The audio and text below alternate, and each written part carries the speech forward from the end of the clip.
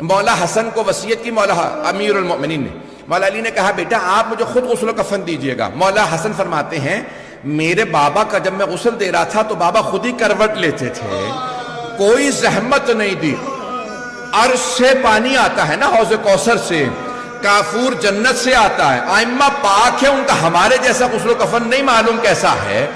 بس ایک مرتبہ مولا حسن نے بڑا اہتمام کیا, رو رہے ہیں, تڑپ رہے ہیں, غسل و کفن دیا, تابوت تیار کیا. دروازے پہ دستک ہوئی, ایک مرتبہ 2 نقاب پوش اندر آئے. جیسے ہی وہ اندر آئے نا, پوچھا مولا حسن سے مولا کون ہے؟ کہا ایک جبرائیل ہے, دوسرے میکائیل ہے, بابا کو لینے آئے ہیں. سامنے سے دونوں نے ایک مرتبہ تابوت اٹھایا, سرہانے سے سر کی طرف سے مولا حسن نے, مولا حسین نے. ایک مرتبہ تابوت چلا. ایک بیٹا ایسا ہے جو دروازے پہ کھڑا رو رہا ہے, نام عباس بتایا جاتا ہے. اس بیٹے کو بڑا صدمہ ہے, میرے بابا کے جنازے میں مجھے اجازت نہیں ہے. بڑی تعظیم سے مولا حسن حسین نے تابوت اٹھایا. ایک مرتبہ رات کی تاریکی میں, آج ہی رات کا ہے نا یہ لحظہ, رات کی تاریکی میں تابوت اٹھایا. مولا علی کا تابوت چلا, ایک مسجد کے سامنے سے گزر رہا تھا.